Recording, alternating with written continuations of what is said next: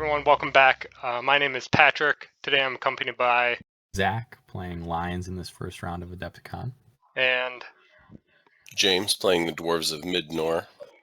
yeah, so this is round one of Adepticon, the Confrontation 3.5 tournament. We're playing the UK Cord rule set. And yeah, let's get right into it. Who won tactical first round? So I won tactical this round. This is Zach playing Lions. Really, the Lions list that I brought leans pretty heavily into activation control, and it played well in that front. Though we have fairly similar discipline scores for tactical. But I did win this first round, and you'll see right away sort of one of the first mistakes I think I made in this round playing this list was passing priority. And that was sort of the result maybe of not having quite the muscle memory shortcuts I wanted to with this list, but also having an experience of passing priority in my two pigeon test games for Adepticon and having that actually work out. And so, yeah. Yeah, so what we actually saw is you guys were setting it, and then this is a tactical roll right here with Zach obviously winning. You said passing first, and did James, did you put the card in reserve right there first turn? Or I did. So normally when I play our Clash Pigeon, you absolutely want to go first. But knowing the specifics of what the Lions list is capable of and knowing all of his movement control, I had put my Cyclops on top, assuming he would win tactical and that he would go get the pigeon and that the Cyclops would then charge whatever grabbed it. But I didn't actually want the Cyclops to be out there grabbing the pigeon first. And so much to my surprise, I ended up having to put the Cyclops in reserve with my first activation. yeah, and your guys' board here is one of the cooler ones, I think. I like these really tall buildings, and you guys have a lot of packed terrain. The terrain overall at Adepticon I thought was really good. But you guys definitely had some tight quarters here for round one with this board, it looks like. We did. I thought the terrain was particularly beautiful. You're absolutely right about those buildings. And then the two pieces of forest terrain, we treated as difficult terrain or encumbered ground, so it cut movement through it in half, which was a pretty big deal and definitely influenced the flow of battle. Okay, so that is rough terrain, but Zach, you obviously flew with your sparklings that went first there, and that's why there wasn't any loss of speed really there since they're flying right now. That's right. Yeah, I had them take to the sky in the hopes that they would essentially be able to dive bomb where they needed to, and influence sort of the position of the pigeon itself, were it to be picked up by James. And then you have you want to comment on this kind of interesting placement here that I've never seen before. I'm struggling with the video at the moment, so. I mean, I could step in. Yeah, this was, to me, it was a really interesting game. I felt like it was a highly technical game. So I went into reserve with my Cyclops. He moved up his Sparklings. I ended up going forward with my Sentinels, which are pretty fast movers. Typically, when you get the pigeon, you want to move forward, get the pigeon, and then cloud up around whoever's got it, almost like a football team protecting a football. You just want to make sure whoever has the pigeon doesn't die.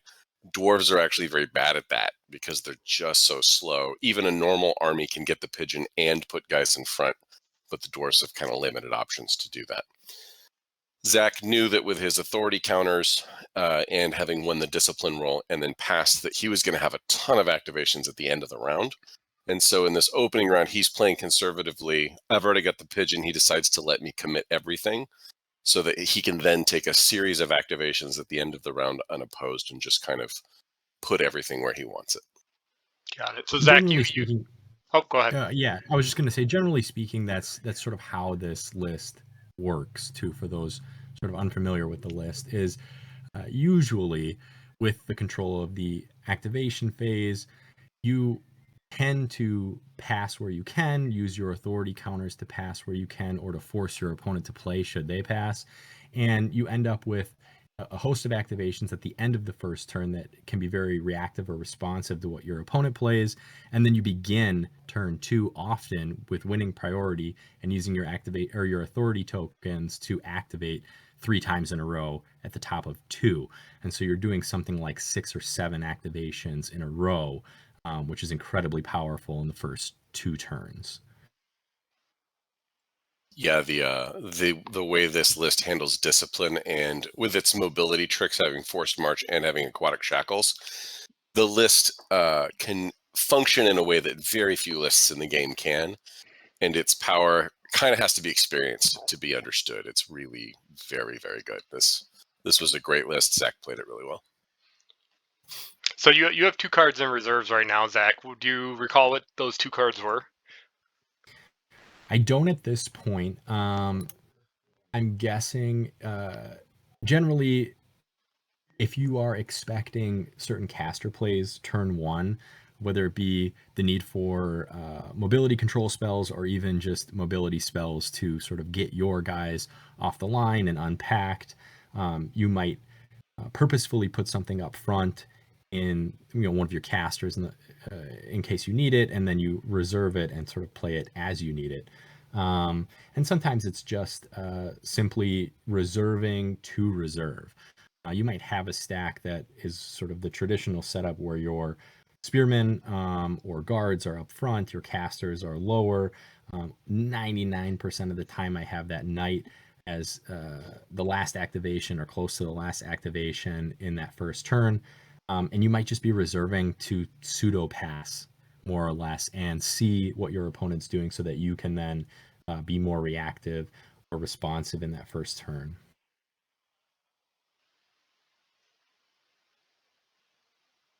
So this first round is super positioning intensive. Everybody's basically just getting the battle lines set up, and we're going to do some fighting in the first turn, but Zach is really looking at setting up a battle line and then coming in hard in turn 2. And I think that's typically what you would see from Amelia Dor Lion's list, is turn 2 is the real punishing turn.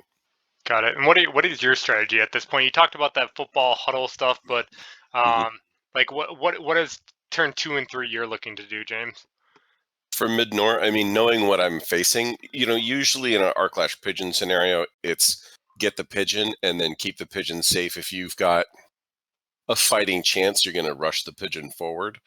Against this list, my goal was just survival, so it was literally get the pigeon and then get out as fast as possible. So you're playing for 2 VPs. You're maybe, if there's a cheeky play to run a guy, even though you're slow with dwarves, to run it across the line at the end, his side.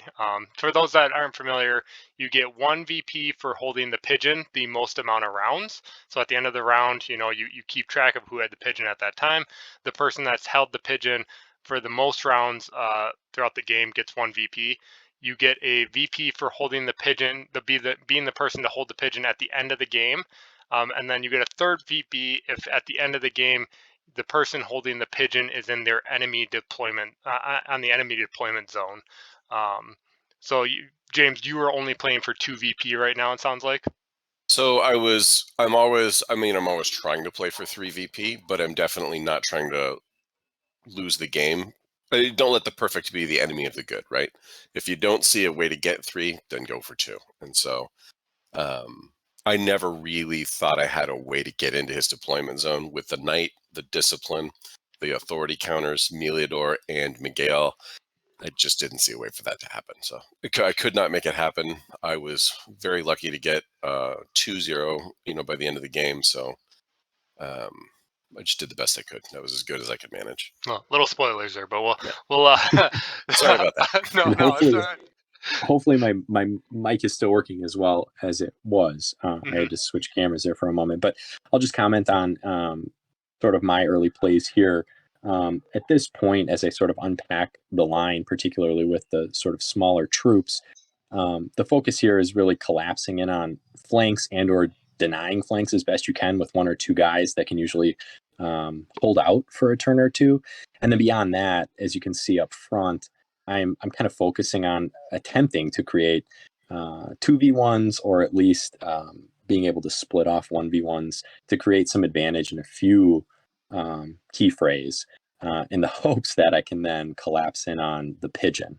We'll see how that goes as the game goes on, but that was the idea. Got it. So yeah, James has seemed like he's packed in things pretty tightly here. I'm curious. So you just went with Melidor, it looked like. I saw you casting some spells there, and you put some tokens. Who was that activation, and what did you cast, Zach? I'm not sure that was Meliador yet. At that point, it could have been the Emissary. In that turn 1 Emissary, we would have seen at the least Force of Virtue cast onto the Knight, which would have raised his sort of base strength to 14, his charge strength to 22, in preparation for him being able to go off and hopefully get in his kills. And you'll see throughout this game, and I think it's the way I generally like to play the Knight, though it doesn't always work that way, but a really conservative 1 to 3 kills a turn, really, with the Knight is often what I'm going for to just build that slow advantage. And that's definitely what I did in this game. And I think it worked well. But as we, sort of the turns go on, you'll see, I think that's maybe one of the downsides, at least with me playing sort of this very control-y list, is you then have to be very aware of your time and really making sure that you are capitalizing on that slow gain advantage that the list is giving you. It's great to sort of grind for advantage, but you have to be able to put it into practice and actually use the advantage as quickly as you can. At this point, I think it's Meliador's activation now. From what It looks like it's Miguel's based on the staff that I'm seeing. So we have Miguel going in front of the Knight. It looks like. Yeah. So Miguel's marching up. Yeah. Maybe? Okay. He's putting aquatic shackles on the Cyclops. The Got it. Cyclops is in combat with a 12-point model. He's going to kill that model, and then he's going to spend the next 5 turns, or the next 4 turns, shackled. Like he's never moving from that spot again. All right. Yeah. And here's Melidor still basing the Knight, suing to put Guardian Angel, but he did move in front of the Knight. Turn before, we actually did see James go with, what is your incarnate again, James? The incarnate for this list is Kelzeril. He is a zealot faithful for Midnor, and he is a Ira Tenebrae summoning engine, typically. He has other spells, but mostly he just summoned and kind of played the backfield this game. Yep. So he summons 2 Iras, and then Miguel went, Melidor went, he put down Source of Light. Source of Light is pretty much another source that can draw gems from, essentially, right, Zach? Mm-hmm. That's right. Yeah, it acts as a 5-POW initiate that gets a recovery roll each turn, and base to base casters of light can draw light gems from it during their activation. The idea here being that a power 8 Meliador with recovery 3 and a source of light nearby has ample gems to basically do whatever he wants to do every turn. Yeah, and not just Melidor, right? That's Miguel as well, and then maybe Miguel even the and Emissary. the Emissary. And if you want to comment on what the Emissary, as a kind of a critical component of the list as well, what she does for those that are. The Emissary, the Emissary provides rerolls on failed incantation tests for light casters or casters that master light within 10 centimeters of her. And in this list, it provides some pretty key redundancy, really, in terms of making sure that your incantations do not fail. You're needing often with Meliador 2s or 3s in terms of the difficulty on the die that you need, and being able to throw 2 dice at it and be relatively assured that it's going to go off with that reroll if need be is pretty key. I think it's not maybe necessary for the list to function, but it's a huge advantage to have her in the list, especially for 25 points. The fact that she can also throw out a variety of buff spells that I had on her is incredible, honestly. Got it. So here, you're charging, and it looks like you don't have enough room to go where the model is, but that sparkling is actually flying, right? So it Correct. does give you. That's right. I'm curious if, James, that kind of caught you off guard, or if you maybe you didn't care, but it's something that I didn't see that would have been an angle there for Zach initially. No, I think during the game I was telling Zach that even if the Sparkling wasn't flying, he was fine to go there. I mean, there was plenty of room. I thought we didn't have to move the Sparkling very far, and in any case, it was flying. I was very curious to see where the Knight would go.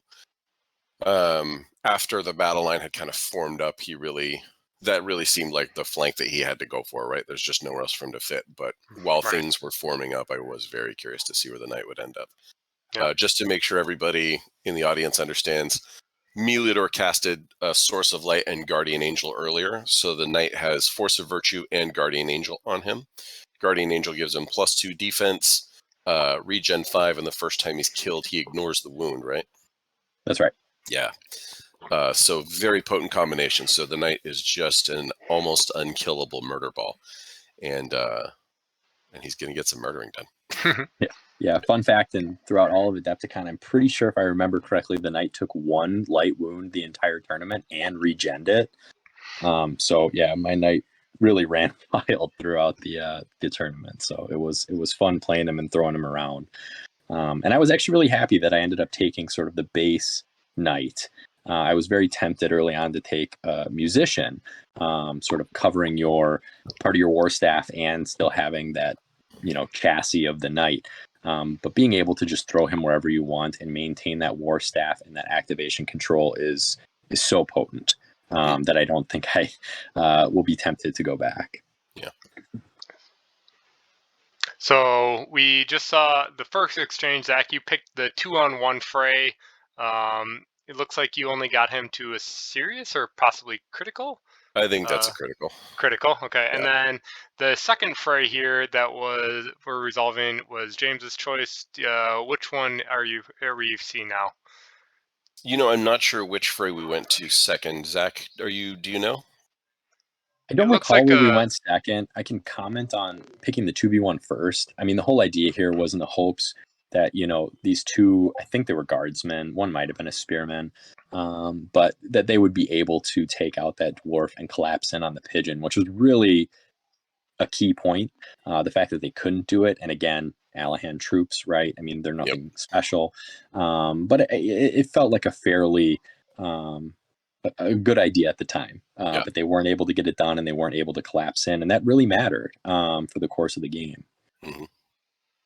Yeah, definitely. The troops in that list are, fairly low points. It's not super surprising they couldn't get it done with some better rolls. They absolutely could have. I mean, it was close. He was at a critical wound.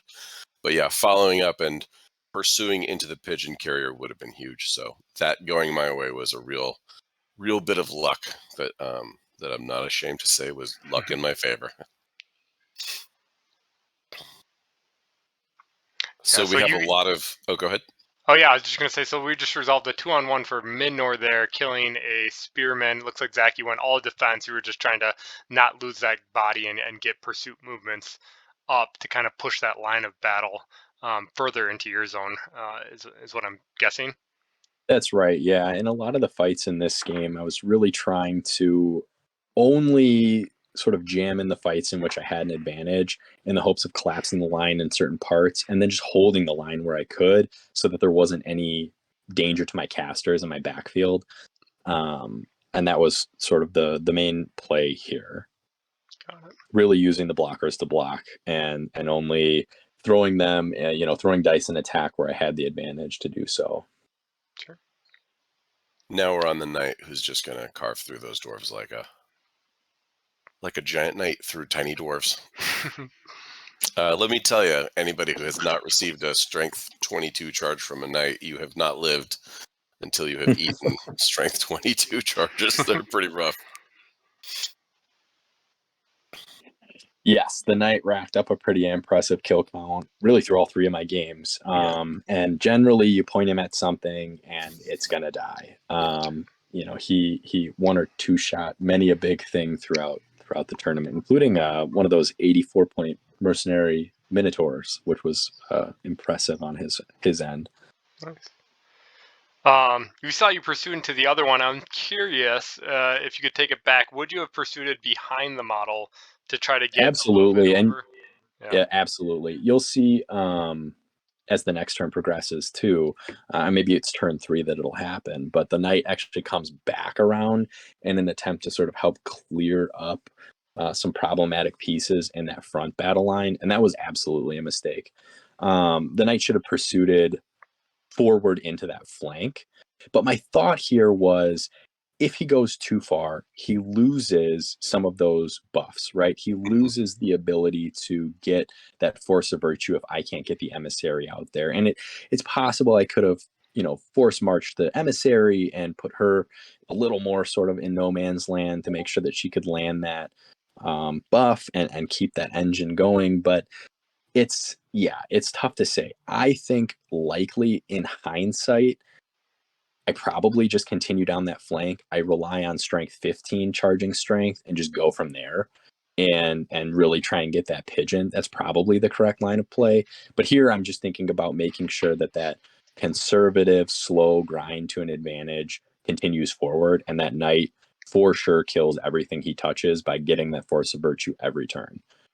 I also think it was good that you pursued the way you did, because your facing matters for the start of the next round to determine what's in your line of sight for charging. That's right.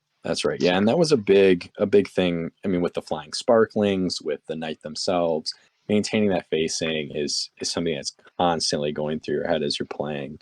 I know James is a master at that, at placing his facing correctly. But it is really a thing that you have to practice and build some, shortcuts and muscle memory on. It's one of the things I love about square bases. Yes, I do enjoy the facing and confrontation. So we're seeing recovery rolls here, end of round 1. Mm-hmm. The last thing I guess I want to just comment on for round 1 is Zach, is there anything that you feel threatens the knight other than the Cyclops? No, I don't. Not in sort of the sense of losing him, but certainly in the sense of slowing him down. If he doesn't get where he needs to be, and I don't think he does really in this game, as we'll see going forward, but if he doesn't get where he needs to be, or he is not actually building an advantage each turn for that list, it hurts a lot. This list leans heavily on the knight. This list leans heavily on Meliador, and if they are not delivering every turn, it's bad.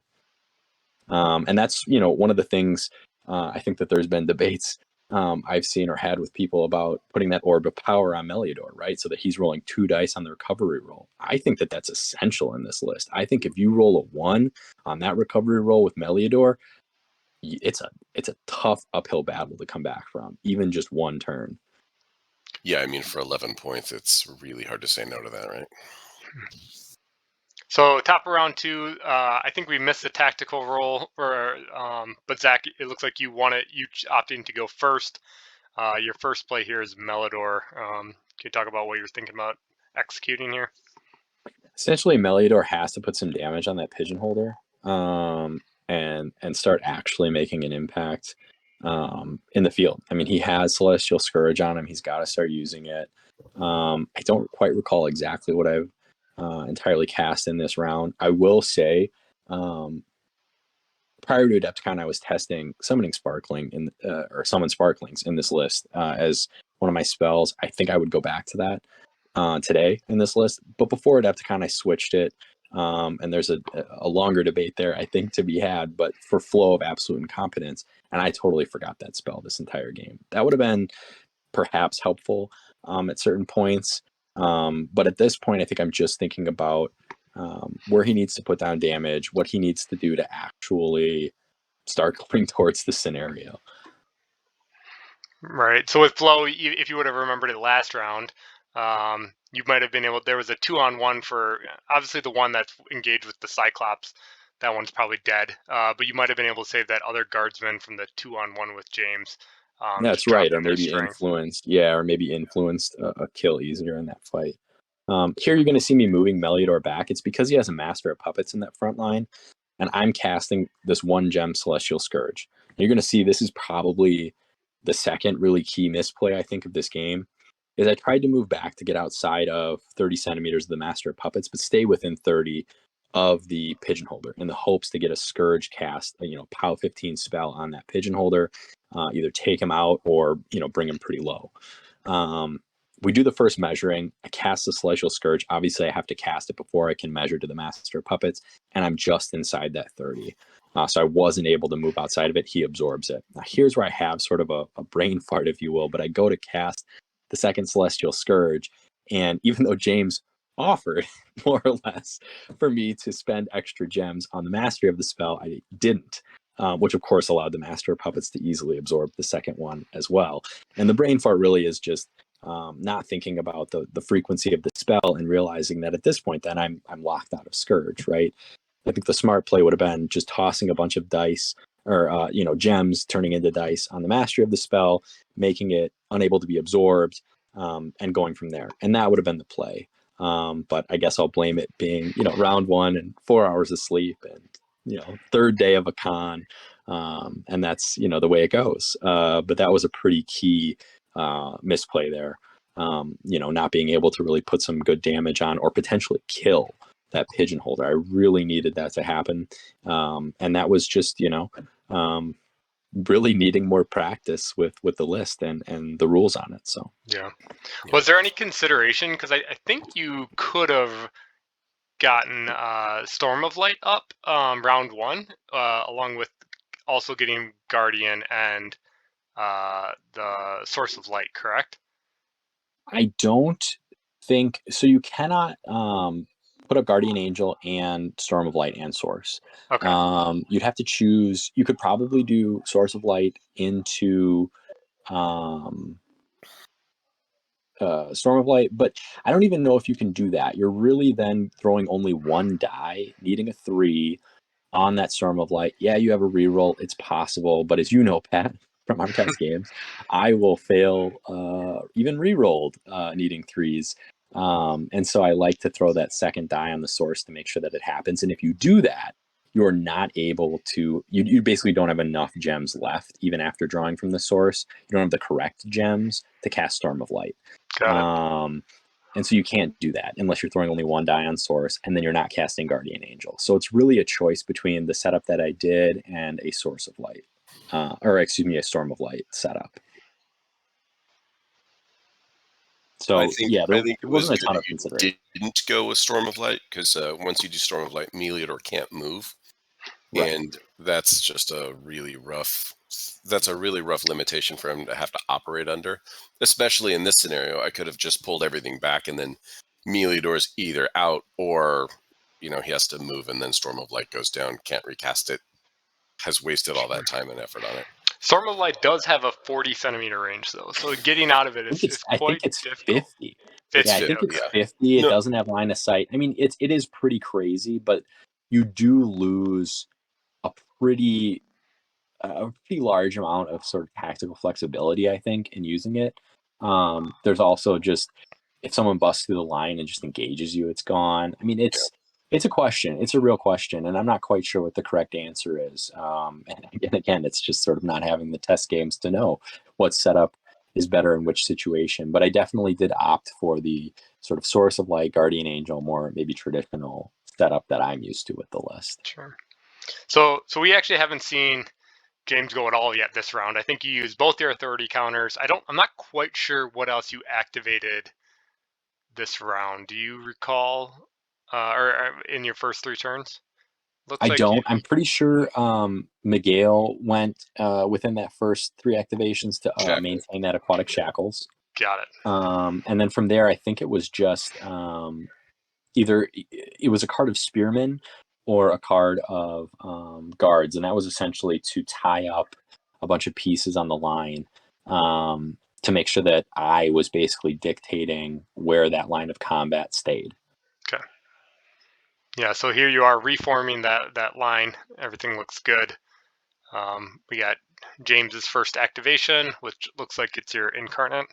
Yeah, that looks like Kelzeril. So I'm about to move my Iras into Assault, and then do some positioning with Kelzeril, and almost certainly summoning 2 more Ira Tenebrae. Ira Tenebrae have Leap, so they're able to jump over those combatants. Oh, nice. Yeah. And then he and the War Staff are just going to do some moving around.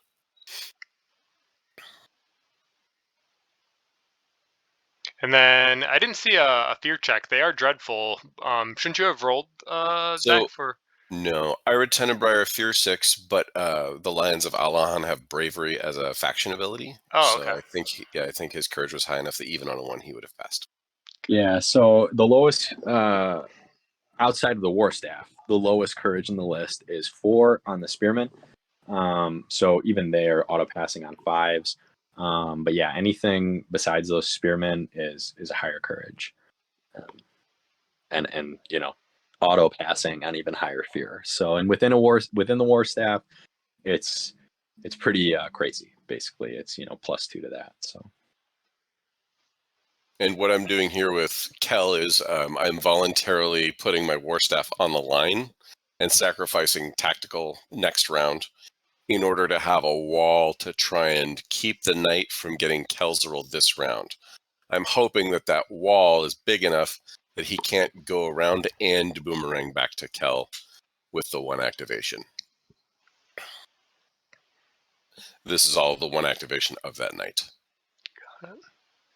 Fortunately, that Master of Puppets has kind of drawn his eye by interfering with Meliador's spells, so I won't have to find out in this particular round whether or not he can get to Kel. So it looks like you reserved 2 cards, Zach.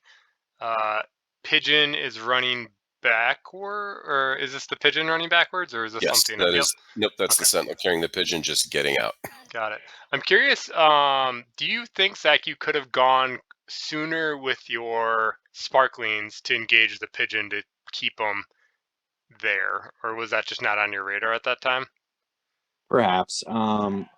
It's I think it was on my radar in a sense, as I believe that they are one of the reserve cards, and they certainly go in on or attempt to go in on that pigeon carrier as the time goes on. But yeah, I mean that's probably what should have happened there. I think this is also the turn, as maybe we'll see in a bit, where the knight comes in on the Master of Puppets. And that was probably due to my own, being on tilt due to that Master of Puppets absorbing some spells. But really, the play here was probably to bring that knight all the way around on the flank and likely bring those sparklings down sooner, and collapse this in quicker. And that was really, I think, the failing of my play in this game was really not collapsing in on the scenario and that pigeon holder as quickly as I could. I grounded out, and as we'll see, but yeah, I think collapsing in as quickly as possible is definitely a lesson to take away from here. Yeah. That Master of Puppets definitely MVP for you, huh, James? This weekend with He really was. Yeah, he did great work in game 3, and I don't know if the emissary is gone yet this turn, but I believe that she cast Force of Virtue with 2 dice in order to have too many gems because he only had 2 left at that point, and I believe he might have countered that with 1 die. Correct? Oh, he might have. I don't recall actually.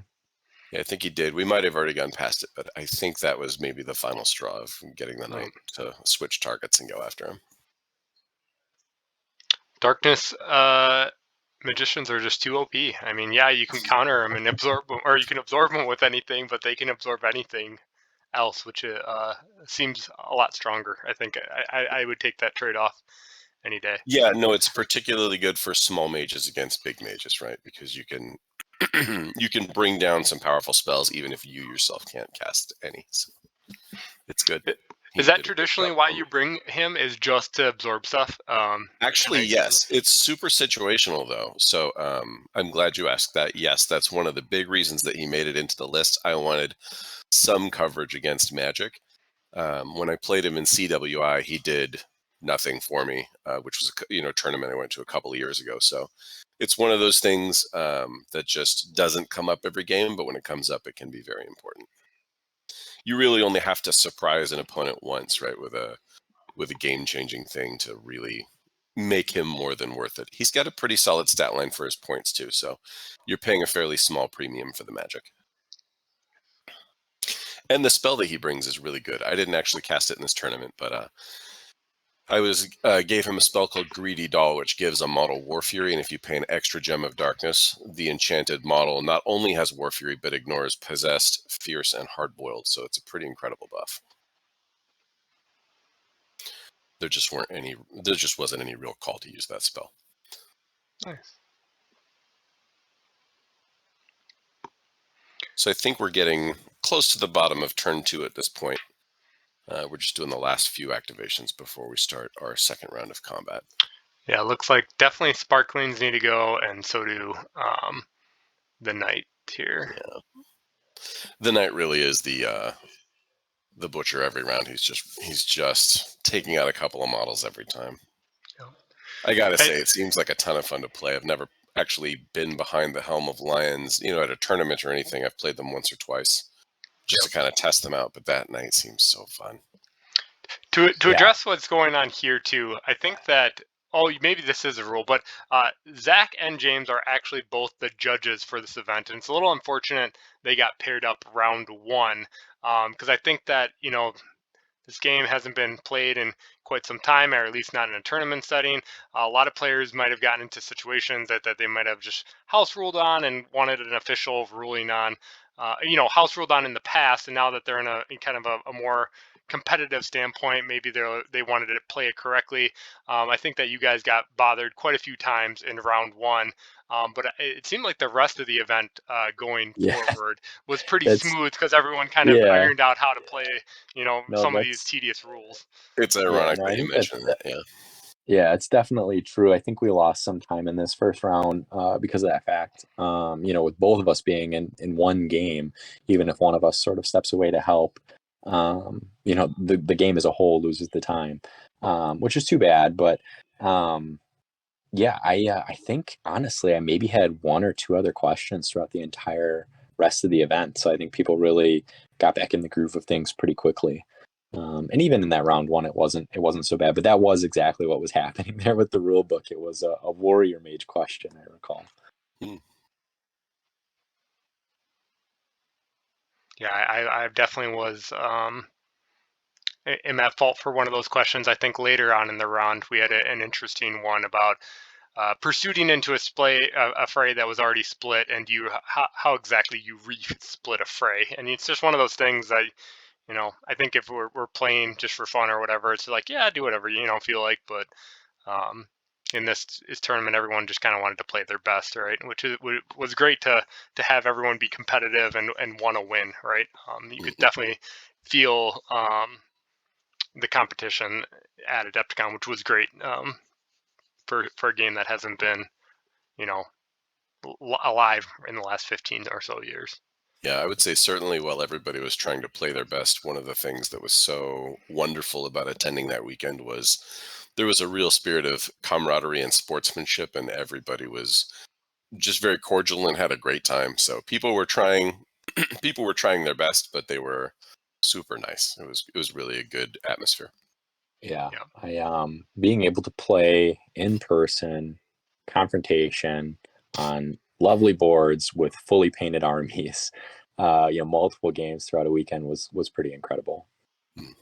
And just to explain what you're seeing here, the Knight was in combat with the Master of Puppets there. We just couldn't fit him physically. His base, fit.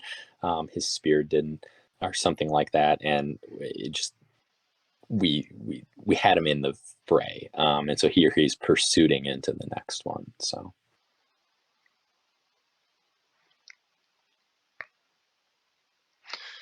So immediately pursuits into this one with the sparkling that's already there.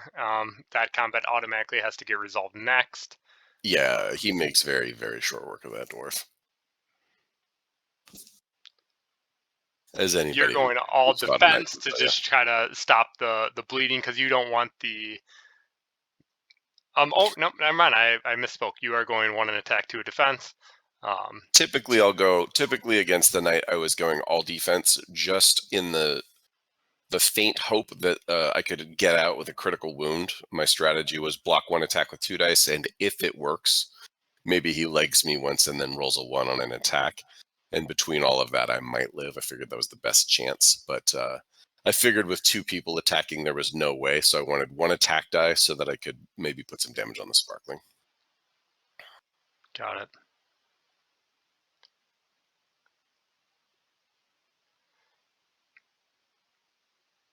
Yeah, but that's not a combat that's going to go well.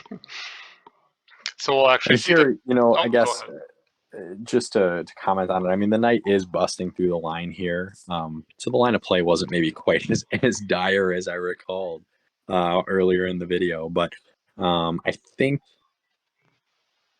and we'll have to see, I guess, as the next turn rolls around. But I believe there might have been a lost tactical at this next juncture coming up that sort of stopped this line of play. But the idea here being, right, that the knight sort of busted through here, he got his 2 kills, and hopefully then just shoots through to do what he needs to do to that pigeon carrier and get back in the scenario at this point. Mm-hmm. So I might have missed it. I thought did the sparkling pursuit and the knight, did they both pursuit in the same combat? So the knight was already in his second combat, so he couldn't pursue after that one. Yeah. I don't recall what happened with the sparkling. Sure. Did you Whether forget he was to? left there intentionally or whether he forgot to move them after, I don't recall. Yeah, because it looks like we just I resolved a believe different combat there with a spearman and some other dwarf. I believe it was a 3v1 on the master puppets, and both the sparkling and the knight pursued it into the next in line. Because I needed that hole in the line there. I needed to get the knight through. Got it. Now, of course, right, we're talking confrontation, so plan ahead, think ahead. We have that sparkling now in the way of the knight, should he want to activate first. So, there's some issues with the placement for sure as well. Yeah. One of the things that actually was interesting to me about this game was that battle line, of course, does eventually thin. And by the battle line, I mean the line of all of those small miniatures, but it didn't actually happen very quickly. The lions ended up being pretty chewy, although they're considerably lower points than the Scourge Bearers, who form the bulk of the line. The battle really kind of dragged on with everybody just chipping each other and nobody dropping super fast. And I'm glad actually you brought this up, because this was something that I spoke with a number of people on, Owen, you, James, Pat, and things, as I was contemplating the list and getting in the few test games that I could. Mhm. And that's traditionally, I think the Lions like to bring a couple beefy boys like Royal Guard or you name it, in, Paladins or whatever in their lists. And honestly, I found as I played it, and I played it with Pat, that the way the wound chart works, the way these things kind of stick around longer than you want them to, that it ended up being really beneficial to just spam out these little tiny troops as blockers. They hold out far longer than you expect them to, and do the job that you need. Mm-hmm. Yeah, and I Right. mean, just for those who are watching, I think if you haven't experienced this, the job of those guys is to fight on the line while the mages in the back rain down magical destruction, and the knight spears out or scalpels out the critical targets, right? And I would think that if someone else were to play this list or try it out, or even just, when they're playing against it, I think one of the things I would have done if I played this game again would be to be a little more active with those mages, right? Really get them further up and contributing more than they did. I was a little, and maybe again it was sort of the first game jitters, but I wasn't as, I think, aggressive with Meliador and Miguel as I should have been in this game, and really getting them up there and making sure that they had juicy targets every single turn, targets that mattered. Yeah. And I can't really talk too bad on Miguel, right? I mean, he shackled that Cyclops all game. The Cyclops just did nothing. And at some point, he did still have enough gems left over for a chimerical glaive, I think I recall, right? That's right, yeah. But really with Meliador, I should have been much more aggressive, I think. And I think I learned the lesson in later games, but yeah, it was a lesson learned here. Yeah, I'm not ashamed to admit that getting lucky in turn 2 really saved me big time. Just having Meliador not putting people in the ground in turn 2 was a huge, gave me a lot of breathing room that I wasn't entitled to. And I know that if we had this matchup again, it would go much worse for me. It was a good learning experience, that's for sure. Yeah. Yeah, Zach, I think that we've talked since Adepticon. You're excited to move on to something else, another faction. I don't think you'll mind talking about maybe how to approach this list if you're facing against it. Yeah. On the other side, I'm a traditionally Wolfen player. I struggled against this list for a long time. Given I tend to play more elite, small factions, and with double authority, this list it's a extremely uphill battle. But just generically, if you were against this, what would you kind of do to attack your list? I think finding ways to limit the knight's effectiveness each turn, like I talked about, whether it's feeding him, low models and then making sure he can't pursuit into other things. If you can lower his efficiency every turn, it's huge. If you let him do one or two or three models a turn and build that advantage, it's going to potentially snowball into a bad later game for you. And so limiting him early, even if you have to feed him one guy a turn, is probably the way to go. Summoning lists that can summon a guy a turn in, near him or in his way, or to block him, or even just to engage him in later turns is huge. I think then putting pressure on the mages is a really big deal. I think in my second round, I played Finley, one of James' friends, and he did a really nice job of putting constant pressure on Meliador. And he lost a lot of guys in that effort, in that pursuit. But it was so problematic to have to deal with the things pressuring the mages as opposed to the mages being able to just cherry pick their targets or what they were going to do every turn. And so I think that those are really two big keys for playing against really any sort of mage focused control list, but certainly this one where it leans so heavily on, three key pieces. Mm-hmm. And James may have some insight there too. I think I was he's going to say, had if some I could experience chime with the in, list as well. I would say to anybody who's thinking about playing a Meliador Lions list, first of all, it's an incredible list. It's top tier. It's great. But second of all, it requires a ton of understanding of the rules. It's not a simple list. It's a toolbox. You have to know what each tool is used for, where it's strong, where it's weak, and it is not forgiving if you don't understand what you're doing with it. So I think if a person who's new to the game were to pick up the list, they might not do very well with it. It is a great list, but it's going to take some learning to figure out how to play correctly. That said, if you're looking for ways to play into it, you really need to know what your list has that is going to work against it.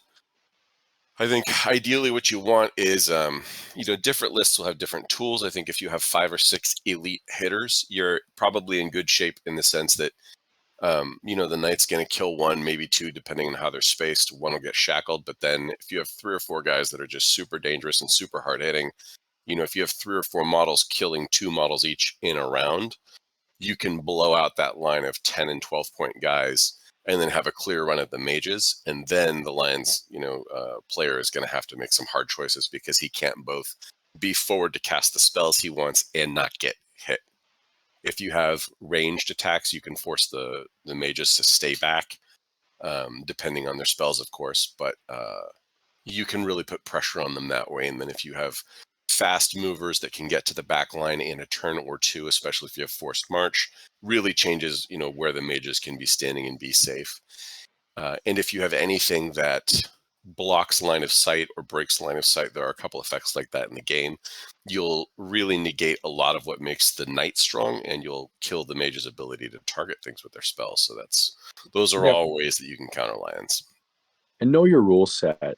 Speaking of sort of line of sight issues and things as well. UK Cord, had some different line of sight rules with regards to certain spells and artillery and things like that. And that really is a huge consideration for particularly this list. But yeah, mage and casting lists in general. But yeah, certainly, if this list were under a different rule set, perhaps 3.5 generally under the GDR as opposed to UK Cord, you might see Veil of Fog or some of those other line of sight blocking things less effective because that Celestial Scourge can normally shoot right through. It could not in this rule set, and that was a certain consideration in building the list. Yeah, what Zach is referencing there is in this rule set, You actually have to pick a model for like artillery shots, which Celestial Scourge is an artillery. Whereas in in this rule set, but in 3.5, typically is you just pick a point, and so you don't need to have line of sight to that point. You just pick a point on the map, and then anything in that line gets hit. So no line of sight required in normal 3.5. One thing I'll comment on with this turn 3 as we progress forward is you can see, again, the knight had to come around on that flank and engage. And that was really sort of my own placement mistake and or activation order mistake. I really blocked myself in on the knight there and didn't allow him to capitalize on that hole in the line that he made. And that's just, I think, really something to be aware of, particularly with competitive confrontation, is always thinking ahead, thinking of your placement and, realizing what your plan is going to be and not stepping in your own way. Right. And then once he did that, James, you pretty much just pulled back everything else so he couldn't kill 2 models a turn, right? So, don't let him. He pursues 10 centimeters, I believe, which is still really far, but it's super far. Yeah. I mean, with a model as fast as the knight, against an army that has such great discipline, that's one of the things that facilitates the knight being so good, is having the discipline domination and having those authority counters. Your opponent can protect the knight through manipulation of activations. So there's nothing in position to counterattack him, or there's less in position to counterattack him. You kind of don't have a way to deal with the things he does because your army can't respond. So, I mean, at that point, I'm just... this game, my whole strategy is get hit in the face, but survive getting hit in the face. So, Right. I mean, I was basically just trying to protect the pigeon holder so that he would somehow survive the round. Like, just keep the pigeon holder alive, just play for the objective. That's all I'm doing. Right, which is another thing we should point out when approaching this list, right? Is hey, maybe you tunnel in on an objective, and can you sneak out, a way to get 2 or 2 VPs or even 3, while losing your entire army, which is essentially what you're doing here, right, James? Yes, yeah, for sure. It's one of the things that'll really win you games. I mean, it feels good to kill your opponent's models, but you just play for the objective if you want to win the game. And if you've played a lot of Confrontation, you know that you can absolutely set your whole army on fire in a dumpster, but win the game. So, important. Yeah, which is something I really appreciate about, the scenarios in general. I think that they're overall pretty good. This one never really made thematically sense to me, especially in that way that you can just lose your entire army but win the game while holding on to a pigeon. I Yes. think that the intent here is that you're capturing a pigeon that might have like a message, right? Yes. Yeah. From your opponent or something like that. Or I think there's a variant of this game where a bird has a treasure map or something like that, like that he's recorded, like it's a parrot, right? I think one of the goblins thought that, hey, instead of having this physical treasure map, I'll teach the location of a treasure to this parrot, and then the parrot can recite it for me. So everyone's chasing a parrot. But it doesn't make a whole lot of sense if everyone's dead and there's one person with the parrot surrounded by a bunch of people here. So yeah. And as you can see, Zach is really starting to beat me on attrition. There's just a few fewer models every round. Like in the first round, the battle lines were pretty well set. Even in the second round, the battle lines are pretty well set, but they're starting to fall apart. Now in turn 3, you can see he's really broken through the line, and I'm just missing a lot of models. And I didn't kill much of his army at all in this game. I think I killed less than 50 points of his models in this whole game.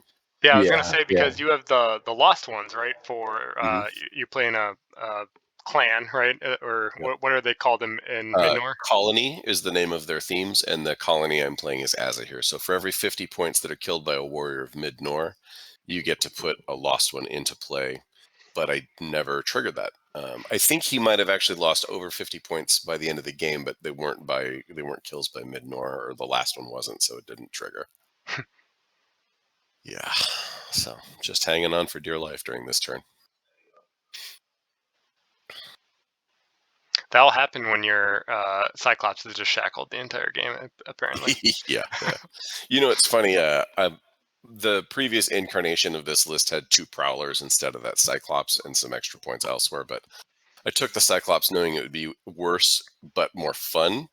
And so I had to pay the Aquatic Shackles tax in game 1 in this particular tournament. I paid it gladly, but it was rough watching the Cyclops sit there for 6 turns because he got shackled after getting into combat in turn 1, so he never did get to pursue, and he just spent the entire game pinned down by shackles. Yeah, I thought that was awesome how everyone decided, you know what, I'm going to bring the biggest, baddest models in this game. We saw, Minotaurs, we saw Yep. huge clones, can't recall the name of them. I brought 2 wargs, which are just massive things. It Yes. seemed like everyone just, was like, hey, we're just going to bring our coolest, baddest models. Zach's running the knight, obviously. Mm-hmm. It was cool to see all these really awesome looking models on the table. Yeah, and the paint jobs were good, right? I thought people brought fun thematic lists. Just like you're saying, there were a lot of heavy hitters that were great sculpts, right? Like really impressive sculpts on the tables. So the game was really looking its best. It was great. And kudos to Zach once again. He did a phenomenal job painting the lions. It might be a little hard to see, but go back to on the table here, go back to the beginning of the video and check out his army because he painted them. He did just a gorgeous job and a wonderful diorama. So the army was truly a pleasure to watch on the table. Thank you. I'm not going to say they were so awesome that I didn't mind pulling my models off the table, but there's nobody I'd say that about. I don't like pulling my models. And didn't you say that they were painted in the colors of their correct barony? More or less, yeah, with a little variation. They were pretty close to the correct colors for the barony of Cadwallon, which is what they were bound to.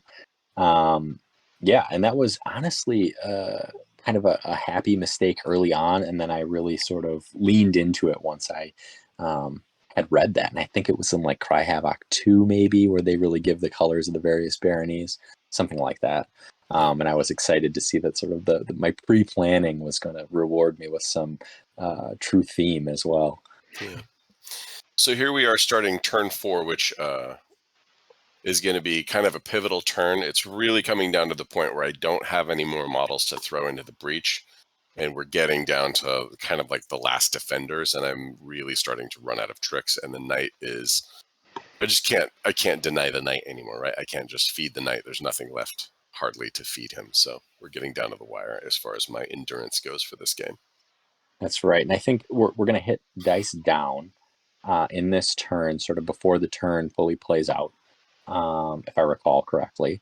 And actually, yeah, now that I see where the knight charged, that is going to be the case. And that's, I think, just to reiterate, really play for time. Make sure that you are aware, or at least generally aware, if it's a hidden clock, where your time is at, and make sure that you're collapsing in or focusing in on that scenario as quickly as you can. In this round, I think, had it fully played out, it's very possible that I would have been able to get the pigeon, or maybe not get it this turn, but at least get it at the beginning of next turn and actually have a shot at a 2v1 victory in turn 5. But, it was too slow. It played that slow, conservative advantage, advantage gaining play, and it ended up not being the correct thing, at the end of the day. So, if the game had continued on, maybe it would have been, or at least maybe I would have been able to correct some of those past or early mistakes.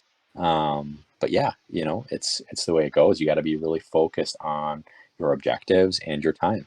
Yeah. And just to sum up, I go thought it was a really great game. It was really technical. There was a lot going on. A lot of models on both sides, a lot of complex decision making, a lot of complex considerations. Ironic for such a simple scenario, or one that seems simple on the surface. That's right. Yeah. But it was a great game, and it was fantastic. I would love to play again sometime. Yeah.